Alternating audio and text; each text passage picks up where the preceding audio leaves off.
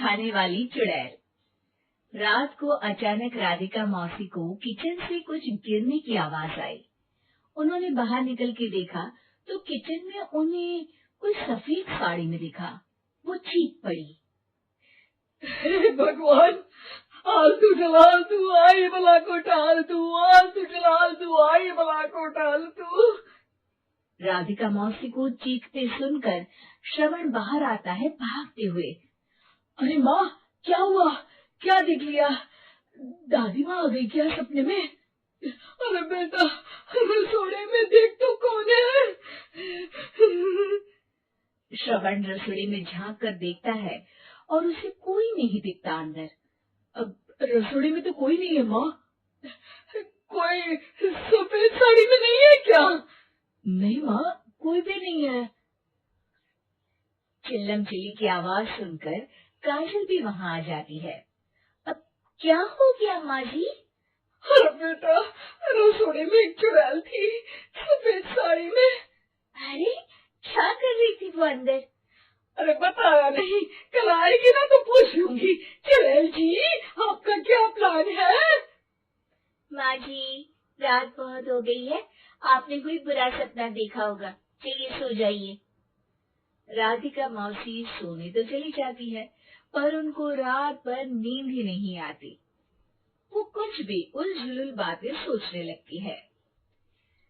कहीं चुड़ैल की वजह से तो घर में टेंशन नहीं हो रहा, कहीं उसी की वजह से तो वो दादी नहीं बन पा रही।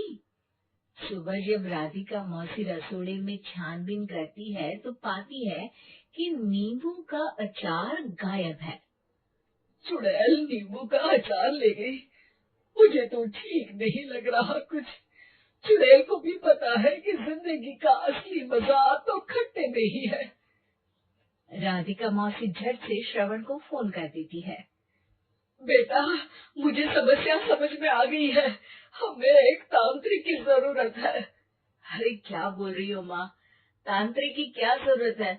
आप पूजा पाठ तो कर ही रही हो ना। आलतू जलालतू मंत्र सारे फालतू जैसे कुछ मंत्र पढ़ो, चली जाएगी अपने आप चुड़ैल। अरे नहीं बेटा, कभी चुड़ैल को कम नहीं समझते। अरे तुझे पता भी नहीं चलेगा कि कभी वो छल करके काजल की जगह घर की बहू खुद बन जाएगी। क्या माँ, कुछ भी बोल रही हो? कहाँ काजल और कहाँ चुड़ैल। वैसे एक बात बताओ, काजल को अगर गाने के लिए बोल देना तो चुड़ैल काजल की आवाज सुनकर घर तो क्या, धरती लोग छोड़कर चली जाएगी। तुम ना पढ़े लिखे बच्चे हर चीज को मजाक समझते हो। तुम रहने दो, मैं खुद ही तांत्रिक को बुला लेती हूँ। अच्छा सुन, शाम को इमली लेके आना। क्या है कि चटनी खाए बहुत दिन हो गए है ना। नहीं माँ, इमली तांत्रिक से ही मंगवा लो ना, आटा वगैरह भी उसी से पिसवा लेना। देखो मुझे काम करना है। श्रवण रात को कई तरह की सब्जियों के साथ माँ के कहने पे चटनी के लिए इमली भी ले आया था, लेकिन राधिका मौसी के दिमाग में अलग ही फिल्म चल रही थी। उन्हें अब सिर्फ शक ही नहीं यकीन होने लगा था कि शायद चुड़ैल ने श्रवण पर अपना जाल बिछा दिया था, जिस वजह से श्रवण उनकी बात ही नहीं मान रहा था। पर कोई नहीं, आने वाली रात में राधिका मौसी खुद तैयार हो गई चुड़ैल को पकड़ने के लिए। रुद्राक्ष की माला, तुलसी का पत्ता, हनुमान चालीसा सब हाथ के पास ही था, बस चुड़ैल का इंतजार था। और जैसा राधिका मौसी ने सोचा था वैसा ही हुआ। वो चुड़ैल उस रात भी आई, पर वो राधिका मौसी से तेज निकली और राधिका मौसी के उससे पकड़ने के पहले ही वो भाग खड़ी हुई। जरूर बहू पे साया है उस चुड़ैल का, तभी तो श्रवण के कमरे में गई है। और अगली सुबह राधिका मौसी पिछली रात हुए हमले में किन चीजों का नुकसान हुआ उसका हिसाब लगा रही थी। उनके खेमे से एक आम के अचार की शीशी भी गायब हो चुकी थी और वो इमली भी जो कल श्रवण लेकर आया था। राधिका मौसी इस बारे में सोच ही रही थी कि श्रवण जल्दी से रसोड़े में आकर दवाइयों की पोटली ढूंढने लगता है। अरे बेटा, क्या हो गया? अब माँ, वो काजल की तबीयत खराब है, बहुत घबराहट हो रही है उसे। हे भगवान, मैंने पहले ही कहा था कि तांत्रिक को बुला लेते हैं, पर नहीं। अब देखो, उस चुड़ैल ने काजल को अपने वश में करना शुरू भी कर दिया है।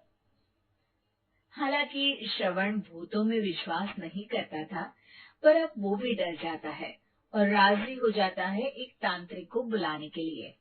कुछ ही घंटों में तांत्रिक आ जाते हैं और राधिका मौसी तांत्रिक जी को सब बता देती है।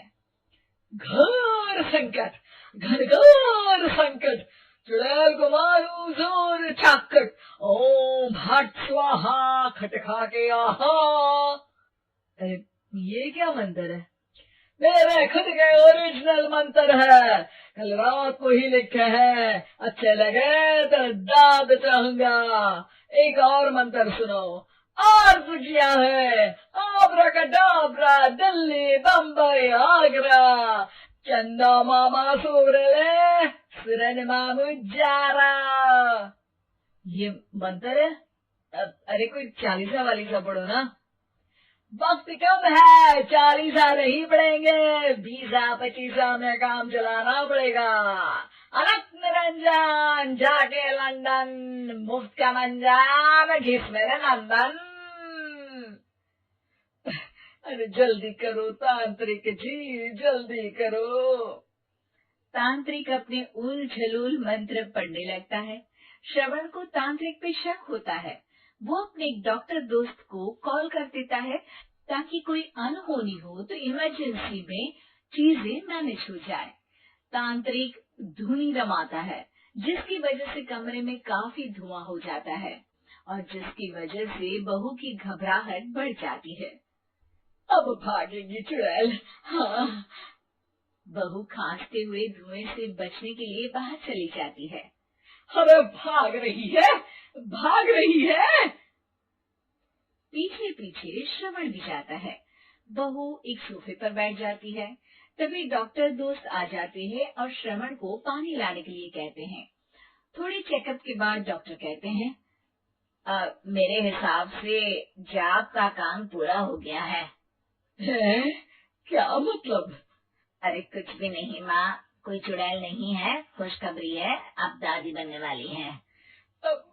मगर वो सब अचार के डब्बे। श्रवण दोनों अचार के डब्बे अपनी माँ को दिखाता है, जो कि उनके बिस्तर के नीचे छुपे हुए थे। आपने सही बोला था माँ, वो चुड़ैल काजल ही थी जो खट्टा खा रही थी। हमें कल ही पता चला, पर हमने आपको ये तांत्रिक वाला काम करने दिया ताकि आपको भरोसा हो जाए कि भूत वगैरह कुछ होता ही नहीं। अच्छा अच्छा, ये तो बड़ी खुशी की बात है। पर बेटा, मुझे एक झाड़ू तो ला दे। क्यों माँ? ये तांत्रिक का भूत उतारती हूँ मैं। अब तांत्रिक राधा मौसी के डर से घर से भाग निकलता है और राधा मौसी उसके पीछे भागती है। अरे संकट ये घनघोर है, तांत्रिक मुआ चोर है।